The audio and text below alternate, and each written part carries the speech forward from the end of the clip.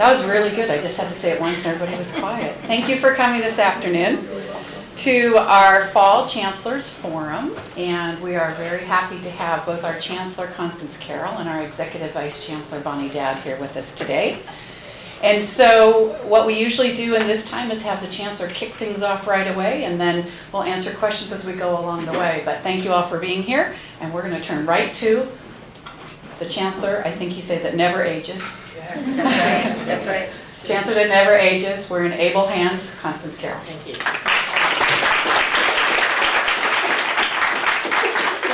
Thank you for coming. The invitation said that only good-looking people could come. So that's what we have. What? Oh, you have, that's not nice. It's okay. Don't listen. That's yeah. And I guess we have a mixture of people. How many students are here, by the way? A few. That's good. That's very good. The first part of our PowerPoint that I'm going to use just as a backdrop to my comments, you've seen before, and this is just important to remind us, but I'll go through the beginning very quickly. For those of you who are not familiar with this, especially our students, the California Community Colleges is the largest system of higher education in the world. And that's why we are important as a system, and also why we have so much difficulty, because we're like a large balkanized country trying to work in a common direction. But between the colleges, between Mesa College, which is one of the largest in California, and Barstow, which is one of the smallest in California, out in the desert, there's very little in common other than some aspects of mission. And we have 72 legal community college districts, 112 colleges, and you can see behind me the missions that range, that really concentrate primarily on the offering of associate degrees and certificates. Our district has boundaries that are basically coterminous with the boundaries of the city. So we are an urban community college district. We have 12 board members as our governing board who are elected by the population, and we have one student trustee. And the way we handle the student trustee is the student body presidents of Mesa, City, and Miramar collectively perform that function, and they rotate in and out of the office. Is Jay Walker? Yeah. Hi, Jay. Jay is our student trustee, and I think you were the first one seated this year. Yeah, so they sit with the board and participate in the board discussions. We are a large district. Of all the employers of San Diego County, we rank 17th. So we are a major player within the county system. And our formation is this. We have 3 credit colleges. Mesa, of course, is the largest of the colleges. City is one of the oldest. City is having its centennial this year, and Mesa is celebrating its 50th anniversary this year. And Miramar is growing by leaps and bounds as well. Then we have continuing education, which is our non-credit component, and that works very, very closely with Mesa College. And this year, the continuing education opened one of its campus buildings on this campus right at the entrance, and that's a wonderful collaboration which has contributed a great deal to students being able to matriculate from non-credit to credit. It's a wonderful opportunity for them. And then what many people don't know about us is that we have a military education program that operates in 33 bases, naval bases primarily, in 26 states in the country. Now, some of you will recall that we used to have 145,000 service personnel. Now we're down to 42. We actually have the same number of contracts, and we have the same number and the same budget and income from all of those bases. But what the Navy has done and the other branches have done is to cut down on electives. So we have the same contracts but fewer service personnel in them, because for a time they assigned great priority to helping the young service members learn things like personal finance and the like.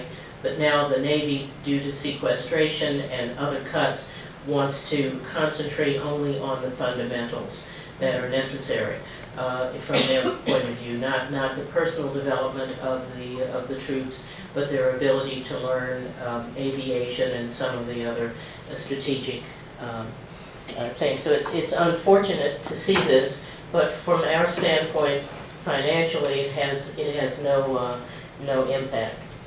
In our district, we have an even broader mission than the one you saw earlier, because we actually do offer through continuing education a high school diploma and GED degrees, in addition to our associate degrees and certificates and the like. So we're much more full service. Anywhere from someone who does not know English and needs ESL training, to people who are in the honors program and are gifted and want additional challenges. And we think that that is still a strength, a hallmark of our program, and something we would like to continue. In addition, we value co-curricular activities more than a lot of institutions do, which is why we have so many intercollegiate athletic teams at Mesa, why we have debate teams, performance groups of various types, clubs. All of that is very important to us philosophically for the development of our students. So even during the budget downturn, this was something that we fought hard to maintain. And we're always criticized, why do you have a football team? Why do you have all these clubs? Isn't this costing money? Well, it's something that these are things that exist for the cultivation of the total student and for student engagement. So now let's talk about our business, and we'll talk about it in business terms, because this is a business meeting. First of all, this is the enrollment performance from last year. The blue column is our resident FTES. The red column is non-resident FTES, and the yellow at the top is non-credit FTES. So last year we closed out above our target. We reached 40,215 FTES, down from about 42,000 in prior years. And that, of course, is because the state of California has been compressing our enrollment. Not only our enrollment, but San Diego State, UCSD, all of the public universities and community colleges have been cut back in enrollment. And it's important for the students to know that this was state policy, not ours. Now, I ask you to remember this figure, because if you subtract the, let's call it 1,000 non-resident from the 40 total, that'll show you that we actually reached about 39,000 FTES funded by the state at the end of next year. It's on the basis of 15 units. You can have one student taking 5 3-unit classes. That will constitute one FTES, one full-time equivalent student. Or you could have 5 students each taking a 3-unit class. That would also total one full-time equivalent student. And we're paid about $4,600. about $4,600 per full-time equivalent student. So that is, we're paid a little less than that for non-credit, but that is the basic fundamental building block of our income. So as enrollment expands or declines, that has a big effect on our general fund. So remember that 39,000 if you subtract the non-credit. This is how the colleges fared in terms of full-time equivalent students. And now you can appreciate the role of Mesa College in the mix. Mesa College is almost the size of Miramar and City combined together. The purple columns are the resident FTES credit, and the green at the top is the non-credit FTES, because Mesa does offer and the others do offer some non-credit. Could you give an example? Well, it's non-resident, right? I mean non-resident. Right, Non-resident, excuse me, at the top. right. So you can see here that when we get into enrollment management and cutbacks, why Mesa plays such a critical role within our district. Because if Mesa is not succeeding in its enrollment targets, it can pull the whole district down. Conversely, if enrollment is low, and sometimes people ask in the other colleges, well, why are you always interested in giving Mesa more resources? Well, the people are better looking. The reason is because Mesa is the breadwinner. Mesa is the institution that moves us forward, and we can count on to reach our goals. And again, we have seen that happen. The other thing we did last year is transfer degrees. The state decided that we would have new transfer degrees. So in the midst of budget cutting and trying to stabilize and hoping that Proposition 30 would pass, we spent our time breathlessly developing degrees. And you can see on the chart, and by the way, this PowerPoint is on the web, so you can have it as you wish.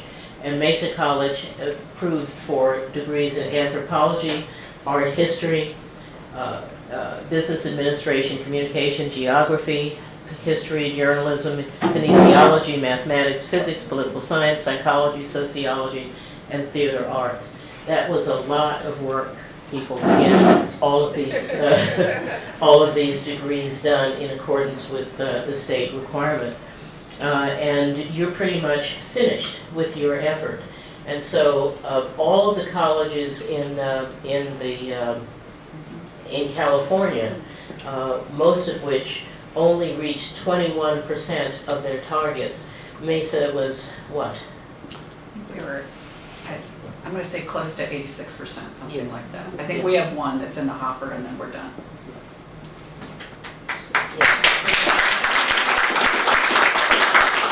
So statewide, Mesa is near either 1 or 2 or 3 from the top in terms of achieving these degrees.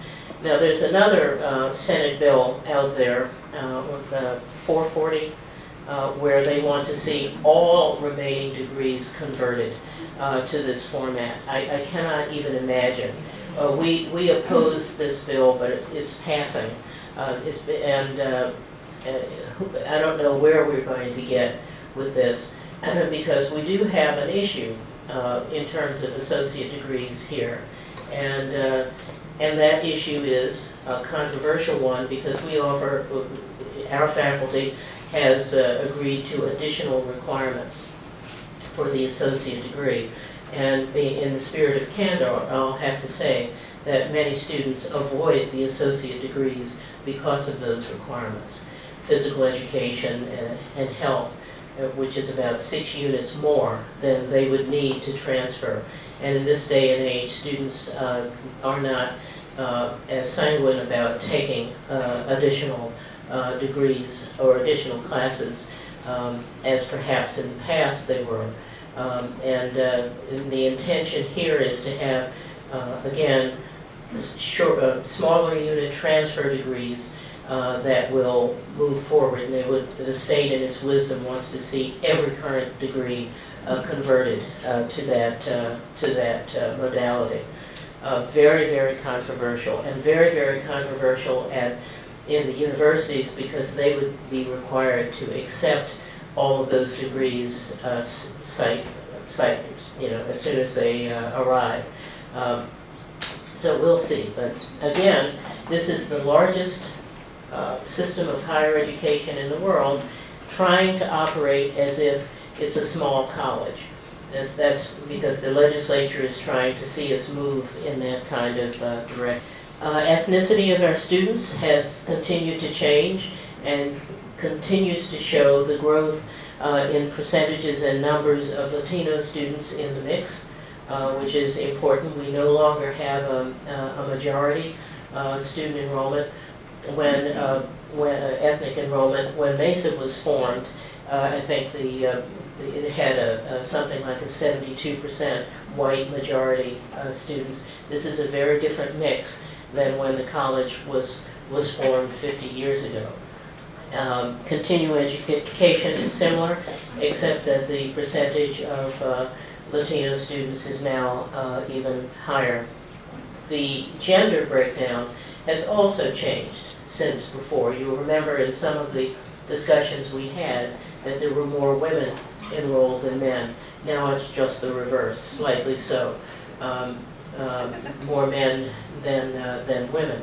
And part of that in our district has to do with the growth of Miramar, where Miramar has a high degree of males enrolled. Does anyone know why that would be? Yes, all of the first responder programs, police, fire, EM, emergency medical, and also the diesel and advanced transportation make Miramar a campus with a larger male population. Continuing education is just the reverse. Continuing education is overwhelmingly female, particularly in their largest program, which is, anyone want to try? ESL, English as a Second Language. Hey, a little bit now about the budget, and then I'll turn it over to Bonnie Dowd. The state budget is still in process. We're waiting for one or two items to be sorted out, but basically the state budget starts, as it always does, with a collection of taxes: sales taxes, personal income taxes, corporate taxes, and property taxes. That's where revenue comes from in the state. It's collected, and then per Proposition 98, 40% of it is allocated to education. Then it moves through the governor and legislature, which has happened through the Board of Governors, down to the local districts, and where we then add into it federal funds. We have about 68 million in federal financial aid alone. So we have a good, would you say about 78 million? Yeah, I think that's how I have it. Yeah, so that is that, but financial aid is a huge part at that point. And then it's allocated to the various districts, and then within those districts allocated to programs and functions. So that has taken place already. The students, which is part of our income, have had quite an awful ride through all of this. This is a history of the enrollment fee, but it does look as though there's no additional no increases in the enrollment fee for this coming year. But this is terrible. This chart shows an absence of consistent and coherent policy in the state. It shows that the student enrollment fee is political. It started in '84 when there was no enrollment fee, when everything was free in California, then ran through this convoluted history, and then hit $12, 11, 18, 26, 20, 26, 36, 46. Sounds like an auction. And we don't know where it's going to end. But we're hoping in this year of stability to push the legislature into some sort of coherent policy whereby enrollment would not go up more than 5% from one year to the next, and then indexed to something like the consumer price index or something, so that students could plan what they're going to do. But we'll see where we get with that. And then this past year, we had the game changer of all game changers, and that was Governor Brown's Proposition 30. Now, do any of you read Rolling Stone magazine? Anybody? Yeah. You. It's not all about grunge rock bands. It has some great articles, and the article from the previous Rolling Stone, the one that has Bob Dylan on the cover, has an excellent article about the history of California, its financial issues, and what Governor Brown has actually brought about. It's an excellent article. So I commend it to you. So the article is online, available online through your Mason College library. But it explains how the California budget was balanced for most of its history until, under Governor Schwarzenegger, the vehicle license tax was removed, punching a $6 billion hole into revenue. And the state never recovered from it because every year the impact was compounded. And I know there's one party, I won't say which party it is, that believes almost in the holiness of tax cutting at all costs. Tax cutting is ruinous to institutions and states that rely upon taxes as revenue. So repairing this without going to the vehicle license tax was what the governor's challenge was. And so with Proposition 30, which he kicked off at City College, he was able to pull off a quarter-cent sales tax that will last for 4 years, and a personal income tax increase on high-end earners, people earning $25,000 or like, that will last 25.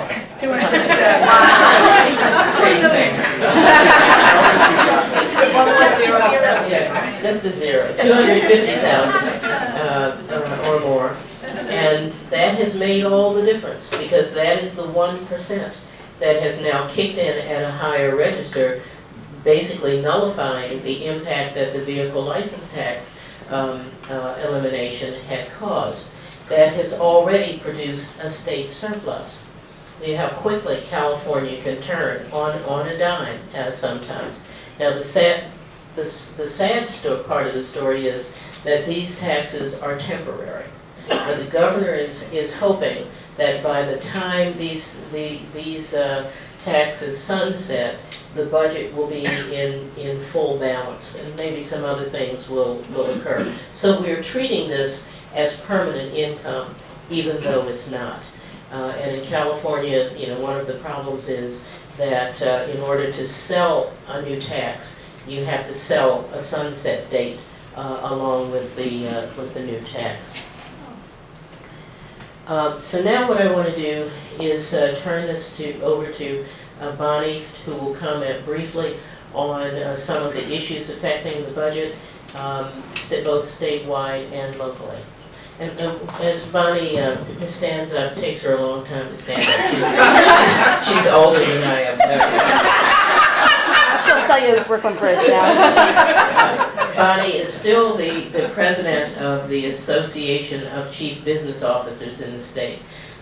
So she is the person who represents all of the business officers to the state chancellor, to the Department of Finance, to the legislative analyst's office. And so she has a lot of Sacramento work to do, but she's done an excellent job, both on our behalf in Sacramento and for us in our district. So, Bonnie. Hello, everybody. Just want to say one comment before I go into this, particularly for the students, so that you realize the state approves a budget, and then that determines how much budget there is for education. Then each district, as Chancellor Carroll mentioned, our board has to approve our own budget. So our budget is also dependent upon what happens in the state. And so what this slide is showing you is the changes that have taken place from 2008-09 to current picture 2012-13. When you look at the pie chart on the left, you can see that the distribution of the funding, so think of this as the banks, the checking accounts that the state takes the money from to pay the apportionment revenue that we receive. 29.5% of it came from property taxes that were reported by the county for whatever county a district is in. The general fund, 66%, is coming from the state general fund. And then the remainder, which is a little bit over 4%, comes from the enrollment fees. So again, this is the enrollment fees for our resident students. So this was the change going from the 0 to the 5, 12, et cetera, to the 46. Okay? Current picture, 2012-13, has drastically changed. What has happened is where 2/3 of our funds came from the state general fund, now only 35% comes from the state general fund. What has also happened is property taxes have gone up a little bit. That is one of the things that the governor is anticipating is going to happen. As we know with our local papers, it's starting to show that the markets are starting to pick up. Therefore, there'll be more money coming into the state from property tax. However, there's a couple of new pies there that didn't exist before. The enrollment fees, which did exist previously, has gone from the 4% to the 6.8%. So what the expectation is, because the fees have gone up to the $46, there will be more revenue. Now keep in mind that is also in a time in which the number of students that were being served went down. So they kind of work counter to each other. The two big changes are the yellow and the purple. The yellow is the Education Protection Act. Over 15%, almost 16% comes from the EPA. That's what the acronym for that. That is Prop 30. Prop 30 is what was passed by all of us in November of 2012, which is the temporary taxes. Those monies we used to receive from this pot. There was never any question with it. Now, because it's EPA monies tied to Prop 30, there is accountability issues tied to that money. And so there are some monies that we used to receive for matriculation in the past and other monies that we received in state apportionment that now we will have different accountability measures to the state in order to receive those funds. So again, it'll be a little bit under 16%. The biggest challenge is this piece, the purple challenge, which is RDA, and that stands for Redevelopment Agencies. You may recall that one of the things that happened recently was the governor dissolved all redevelopment agencies throughout the state. There are over 400 redevelopment agencies that used to exist that now no longer exist. In place of those, there is a local oversight board over each of the former RDA agencies that is administering them to make sure money is coming back to the state. Now, money can come back to the state when you don't put on new projects, but if you have existing projects, you need to continue to pay the debt on those existing projects. That's part of the challenge that we're dealing with, where the governor was expecting that a little bit under 7%, 6.5% would materialize to the state. It will eventually, but redevelopment agencies have debt that might be 20 and 30 years out. That's part of the problem. The significance of this, our funding has switched. Where 2/3 used to come from state monies, now 1/3 comes from state monies and 2/3 comes and is tied to various different variables. The other thing that's happened with Prop 30 for us, the EPA monies, Prop 30 has resulted in a 1.57% COLA. Any COLA that we have will work its way through our resource allocation formula. We have a process that we've agreed to with all employee groups. That will work through that. For our district, it's a little bit under $3 million is what we expect. And I will always say expect because it's about a year after a year is over before you really know what your numbers are from the state. So it's best guess estimate based on figures that we're receiving. Apportionment, which is also being called access money. Terminology used to be used was growth. We're not really growing because we were declined so much over this last several years. So what's happening is we're getting new money, new apportionment money to provide access, additional access for students. Eventually, it will be true growth when we get beyond where we were prior to 8-9. And when I say we, I'm talking everybody in the state. A little bit over $3 million, $3.2 million. The student success, you might remember there was the Student Success Act of 2012. That has resulted in the student success and support program, say that 3 times fast, that we are going to be getting about $3.6 million. Again, there'll be accountability measures that will be tied to that. Deferral buy down. Another way of saying that is what the state has done is the state's cash flow situations, they have put on the local districts. They have deferred apportionment payments. So apportionment is how we get paid revenue dollars by the state. That's what it's called. And again, for the sake of the students, those revenue numbers get calculated, and then you would get payments in 12 installments throughout the course of the year. The installments vary in percent. We get most of our installment payments during a regular academic year, which is seen as being September through June. What the deferrals did was it pushed out payments where maybe in a peak month like September, October, you would get 12% of your apportionment. It moved back 4 months, and so we might have found ourselves getting what we normally would have gotten in June or July, which was an 8%. So it was a way for the state to deal with its cash, but what it did was it put the cash responsibility on all the districts. So deferral-wise, we have about $20 million that's going to be brought down of what we previously had in deferrals. So payments will be made a little bit quicker rather than us waiting the 4 months on that. Adult education was a big issue in this year's budget with the governor, and Chancellor Carroll and President Anthony Beebe from Continuing Education were two of the real main spokespeople throughout the state in really getting everyone to understand what the impact was to making changes to adult education. So one of the things that will be happening is there will be planning grants, I believe it's about $50 million. $25 million in planning grants for those districts that do not have relationships such as we have with our local school district, San Diego Community College District. We have already and have had a long existing relationship that enables our students to move through the process from their unified school district in through our educational organizations. The measure, the recovery that we're expecting for this budget year, 2013-14, is about 1/3 to be restored of the $33 million that we lost. That deferral amount of $20 million, that's just cash being paid sooner. So the others are revenue numbers, and about 1/3 of what we previously had cut over the last since 2008-9 is what we expect to receive.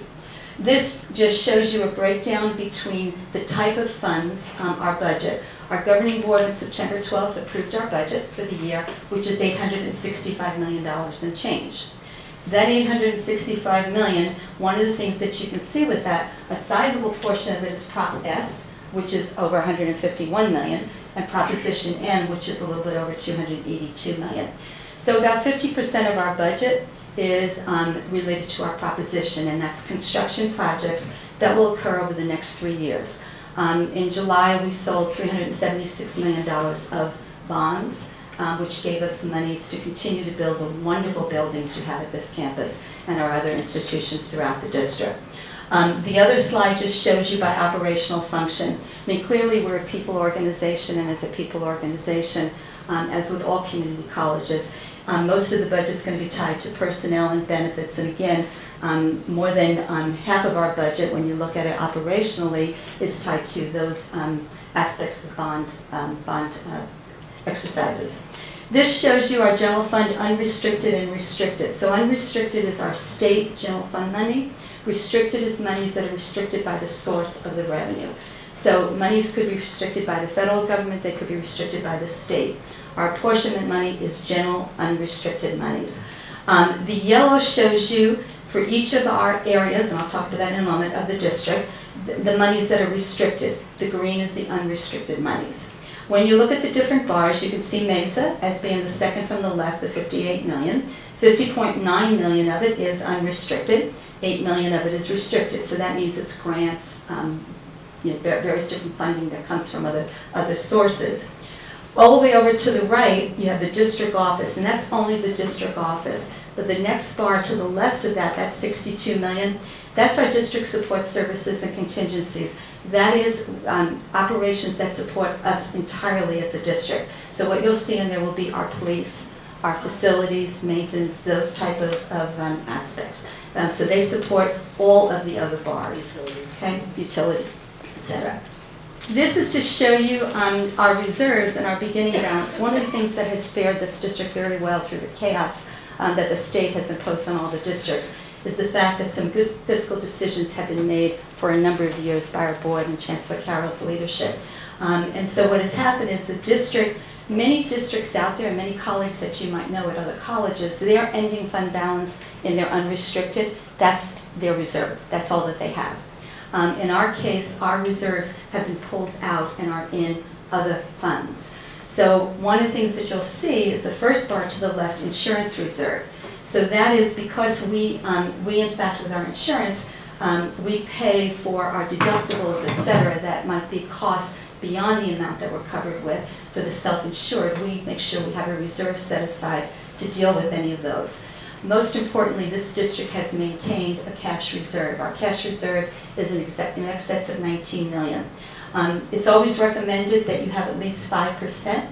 We've been carrying at 6.5%. The significance of that 19 million wouldn't pay a month's worth of bills in the regular academic year. But again, it is set aside. We do not touch it. It's in the county. The county is where we bank. So we're not in any place where we are dependent upon any foolish decisions by any institution. The post-retirement reserve, that 15.5 million, again, that was a very good fiscal decision made many years ago to in fact move out into an irrevocable trust the monies to cover future retiree costs for those individuals that had the benefit for lifetime and or through 65 years of age or 60 years of age, depending upon the different types of agreements. So that is to set aside. We're funded at a little bit over 70, about 75% of what our current actuarially suggested costs will be in the future. The GFU beginning balance, that's the comment that I made before, that many times at other districts, that's all that they have, and that covers all of these other bars that we're talking about. So we have an ending fund balance, which is whatever our ending fund balance was in one fiscal year becomes the beginning of the next. So for 13-14, when we closed our books in August, that ending fund balance, the actual revenues, the actual expenditures, the difference between the two of those became the beginning fund balance going into the next year. And that helps us to keep our books balanced as we enter the new year.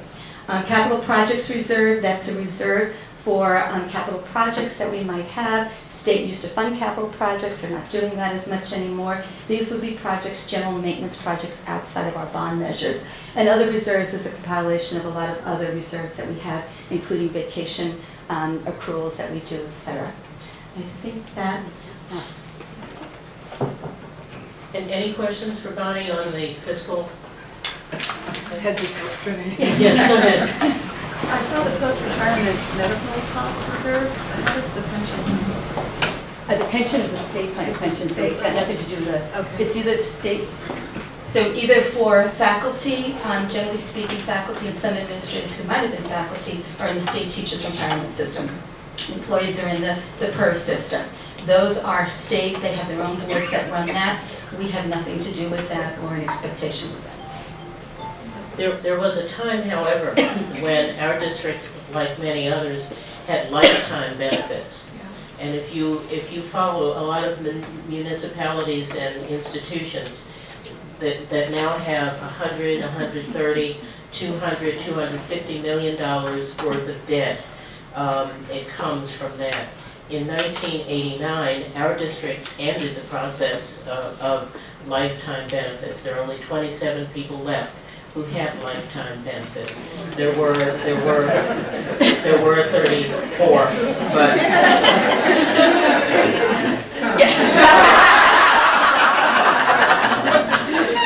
and the purpose of this reserve is to retire that obligation, and so the interest on that fund is doing that. So probably about 6 or 7 years from now, when all of that is retired, then that sum of money reverts to the district as extra funding. It's a very prudent thing to do. When that was eliminated, the trade-off was pro rata. Pro rata funding for retirees came into being at that particular time to make sure that there was some ongoing benefit from that. But that decision has been tremendous in the fiscal health of our institution, because we don't have to worry about that. So what are we doing with the additional money that has come to us, the 1/3? We're adding between fall, it should have been said, that should have been spring, fall, this coming spring, and summer, about 1,000 more class sections. Now, we've lost about 3,000 class sections over this period of time, or the 5 years of the fiscal cost. So Bonnie's theme of we've lost so much, we were getting 1/3 back. So we're adding back 1/3 in our priority areas, particularly classes. And for those, and that benefits students, it also benefits adjunct faculty. And for those of you who have been concerned, we are boosting summer, this coming summer, to the 50% level of what it had been. And our goal is complete restoration of the summer funding level by probably summer 15. A lot will depend upon what we're allowed to do and how much enrollment we're allowed to claim. But clearly, we are on the way back. Now, you can see what our enrollment targets are for the coming year. And remember, we had 39,000 that we were able to claim last year in FTES. Our enrollment target for the coming year is almost 41,000 FTES. So we're building back considerably. You can see Mesa's enrollment target is 15,038. On top of that, we build a buffer of an additional 1% of unfunded FTES. And people will say, well, why do you do that? Well, it prevents us, if there was a sudden drop in enrollment, we would have that to draw down from. So that's a sort of a safety zone. The other thing it enables us to do is turn it into growth if other community colleges do not make their enrollment targets, which is what's happening now. There are tremendous enrollment declines in the rural colleges and some of the suburban colleges. So we're actually boosting our unfunded FTES in order to be ready for growth money if that happens, because the system will need to recycle the available funds to those districts that have sufficient enrollment. And as a friend of mine who's chancellor of another district said, you know, you people are just like vultures, flying over waiting to pick our bones. Yeah. And so we have another plan, which we talked about during the opening convocations. We are in the process of adding 60 new full-time faculty positions on top of replacements. And the distribution is what you see here. 7 basically across the board. At Mesa, you have 7 new positions for this year on top of 4 replacements. On top of 4 replacements. So that's 11 full-time faculty positions that are being added back. There will be another group of positions, another 30 for 14-15. That you will be responsible for, and I'm hoping that we will be on a fast track to start recovering in the area of full-time faculty positions. This is all Madeline Henkes's fault for all of her speeches. Good job. Good job. No, it's not. That's a compliment. Yeah. And Pam Luster and everybody who argued for the importance of full-time faculty positions. The answer was, it was only a matter of time. But the other compliment, or shout out, as our kids say, to Mesa is this. You were ready to go with your positions because you have been planning in your program review processes. So when all of a sudden money was available, you were ready to go with your priorities.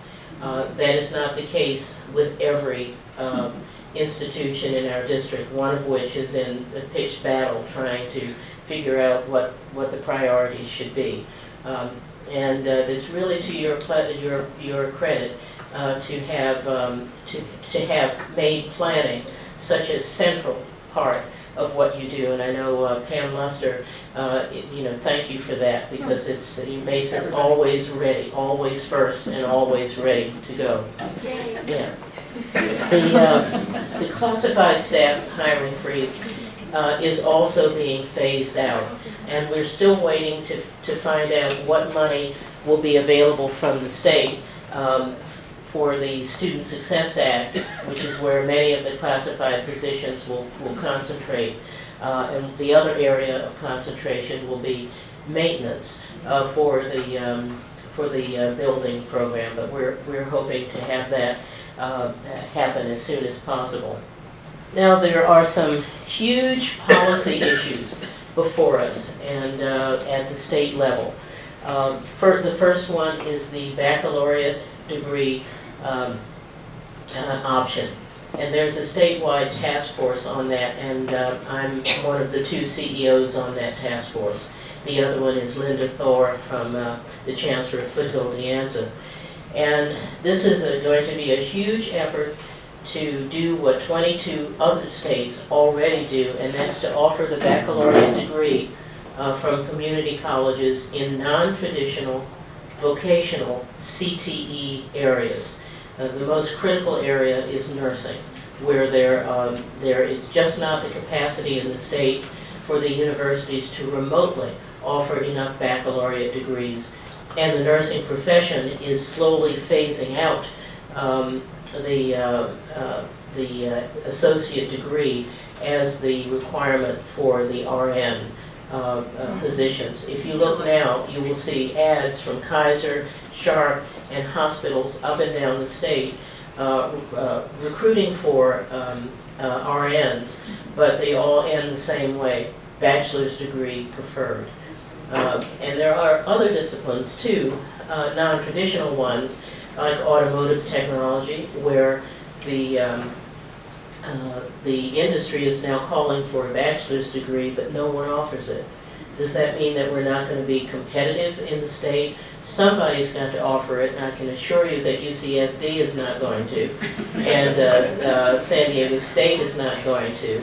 And so we need to sort of hash out what we want to do. And I think at Mesa there are some other programs, radiologic technology and other allied health areas where the bachelor's degree is also becoming the new floor. So not to do away with the community college mission and associate degrees, but to add maybe 5 possible degrees that community colleges might offer. But you would think it was the end of the world. So it'll take us a while to get there, but this is something that we're working on. Student Success Act, we're waiting for regulations so that we know what our funding is and what our implementation can be.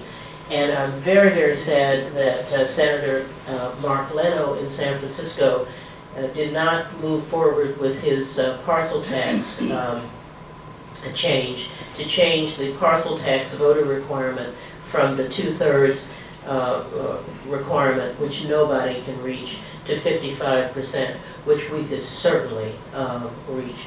If that happens, then just watch out. We will be seriously considering a campaign, because that will bring funding into the district that's not earmarked for buildings, that's open funding that we can reinvest in other things. You mentioned that UCSD would not be offering automotive technology bachelor's degrees. CSU does offer nursing degrees, so is there opposition from CSU to? Oh, yeah. Yeah, okay, so that's more than big plans. Yes, in fact, they had the nerve, their representative at the last meeting, to say, well, this is a change in mission. It's a change from the master plan for higher education. Well, so was CSU's offering a doctoral degree, a change in mission. So it's just a matter of who's led. Yeah, that's going to be the battleground.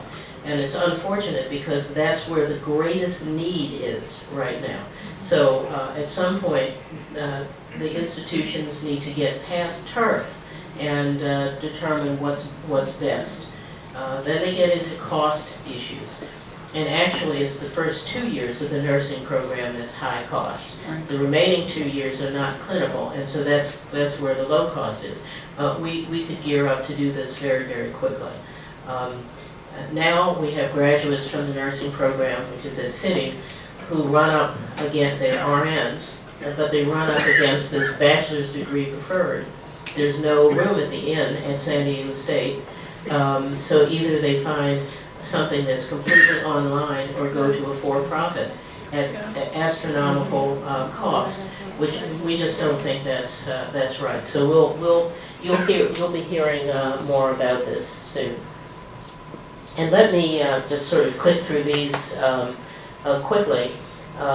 We are winding down our building program, as I think you know. We have already spent. We will have spent $1 billion, almost $1.4 billion since this new bond issuance. And so Proposition S is already closed out in terms of expenditures. Proposition N has $122 million left and is nearing the end. And this is pretty fast action from 2002, when you think about it, to 2013 to have all of this accomplished. I mean, you people have really worked hard in the design of the buildings, your patience with the construction. I mean, this has been a tremendous effort. These slides are just sort of benefits of the bond program. Bonnie commented on the last sale of bonds, and our bonds sold within 4 hours. Wow. $377 million that were put on the national market sold in 4 hours. And part of that is because of our high bond ratings. We have the highest bond ratings in the state. Our bond ratings are higher than the state bond rating, higher than the city, higher than CSU. You know, it's and because we're a well-managed institution, so you can see Standards and Poor's is AA plus. The highest bond rating for Standard and Poor's is one up, which is AAA. That's what the United States just lost. So AA plus, and Moody's is AA1. And Bonnie Dowd, at the end of our discussion with the bond rating agencies, always asks the question, what would we have to do to get the highest rating? Yes, it's good that we're higher than any other community college, California, San Diego, what have you. But how do we break that final ceiling? And what they told us again was, you would have to leave the state of California. Because California is so unstable financially that it affects the way we look at your ability to control your finances. Because from one year to the next, they could compress your enrollment, expand your enrollment, and so your state is the problem. So Bonnie says we're going to annex ourselves to the state of Washington. Hawaii, even better. Moving right along, and I know that Tim McGrath and others have been sharing with you, these are some of the major projects that are coming up for Mesa.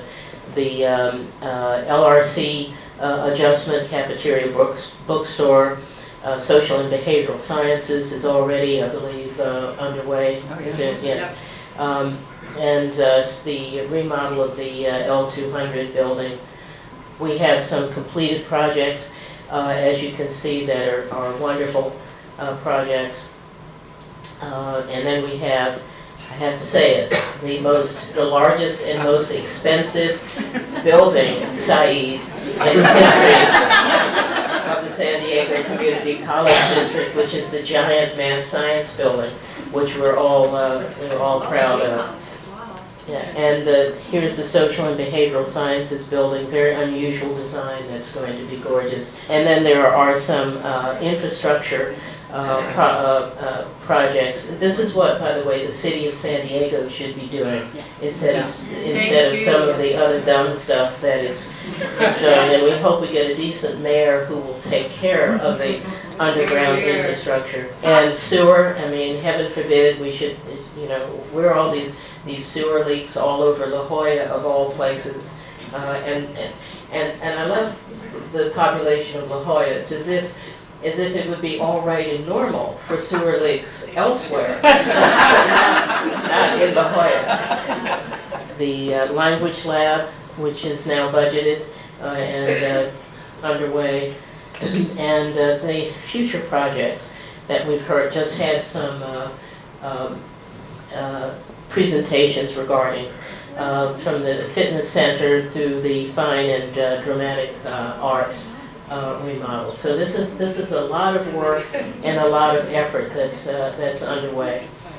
Our buildings are sustainable and green, and have succeeded in winning LEED certifications. These are some of the awards, and we have gotten to the end of the year, and look at these good-looking people.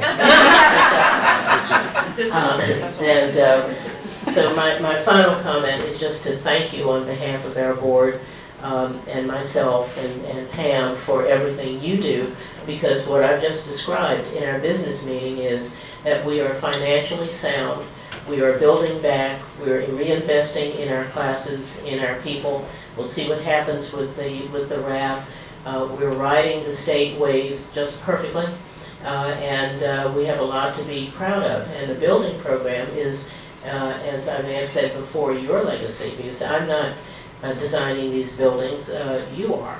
And it's wonderful to see all of this coming about.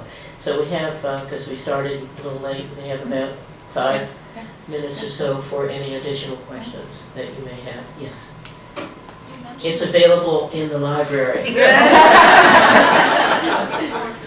For free. You mentioned in convocation that because of the 50% law that there would be no recruiting or hiring of non-classroom faculty. Yes. So I'm wondering, you have the initial 30 positions that are being recruited now. Does that pertain to the second group of 30? There will all be instructional, defined by the state. However, the matriculation money that's coming, and maybe Bonnie can comment on that, is applicable. Until we can get this wrong corrected, we are obligated to meet the 50% law, but there's another source. What's important to remember is that we've been able to deal with the 50% law through the last 5 or 6 years through our reserves in various different ways. So we really haven't solved the problem. Now we need to start solving the problem. And what the problem is that there needs to be, for every instructional dollar that has been cut by the state, we should have cut $2 of non-instructional. Had we done that, it would have affected people's lives. We would have either had to do, as other districts have done, furloughs, decreases in salaries, layoffs. We have not done layoffs. We did a hiring freeze and have only been replacing critical positions. Unfortunately, our adjuncts were affected, and as our students were affected, and also full-time faculty if they were teaching classes beyond load. Everybody was affected by those changes. But what we're waiting on, as far as the 30 full-time positions for the current year and the next year, they really have to be instructional, because we have to start correcting. Because you can't keep putting this off. We've been putting it off for several years, trying to depend upon the state to correct things. What's going to happen with the Student Success Act, which is translated into the Student Success and Support Program, matriculation money that we used to receive, which is restricted money. The governor approved another $50 million over and above the $50 million that we already got. That additional $50 million is what we're waiting on to find the guidelines as to what we can or can't do. And hopefully there will be monies in there, because as we all know, in order to do these educational plans for our credit students, we need to have enough counselors and folks that can be assisting students with developing those educational plans. So hopefully some of the monies, that additional $50 million, will do that. The original $50 million in matriculation, many of you have probably heard Lynn Nolt talk about this in discussions through student services, is that what is going to happen with that is money that the community colleges used to receive. You are now, so for next year, instead of getting $1, we'll get 80 cents, and 20 cents. In order to get it, we have to provide accountability measures. The next year, we'll get 60 cents and have 40 cents that we'll get if we need accountability. Eventually, all the matriculation money will be tied to specific things that we need to do. And that may or may not provide some also non-instructional, non-classroom monies. So we have one source that possibly can help. However, if we are successful in getting the parties together who need to be together, and what are they? We have statewide administrative associations that are saying we cannot allow any change in 50%. It cannot go up higher. Cannot go to 51, 52%, even if we negotiate something with the statewide faculty associations. They are wrong to have drawn this line in the sand. Also wrong are the statewide faculty associations who have said we will not allow for any change in 50% categories, because that would be letting the camel's nose under the tent. And who knows what will happen after that. That is also wrong. group of people need to get together, and I'm willing to participate, I think Bonnie's willing to participate, Jim Mail or others, to figure out what it would take to include counselors and librarians in this equation. Will that move it to 51%? What would we have to do? We would like to see counselors included, librarians included, tutors included, everyone who in the 21st century contributes to the instructional benefit of students included, and not counting against this 50% law. If that can happen, then of course the next 30 positions would have a lot more flexibility. And so that's what we're hoping for, to spend some intense time this year trying to get that corrected in time for next year, if I'm responding. One more question and then we'll, yes. We had some real issues. We had some real issues with my son just getting the classes that he needed. It was ridiculous trying to get him into classes that are largely, I think, in high demand because they're required by SDSU for their transfer program. With the addition of classes, sections back in, how are you going about prioritizing which sections you'll add? It's a good question, and that's something that the colleges are doing, so I'll ask Pam Luster to respond. So we certainly look at high demand classes in terms of how we do that, but as a matter of fact, this semester, we're going to be embarking on looking at enrollment management with the chairs and the deans so that we do indeed strategically put courses back into the schedule.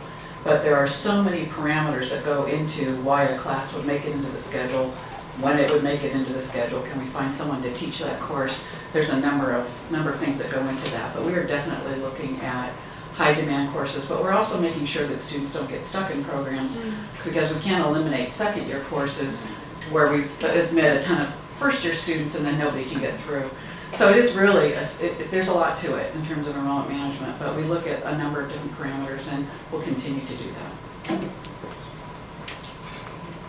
Well, thank you all very much for your interest and for coming to this forum, and you're all going to receive promotions and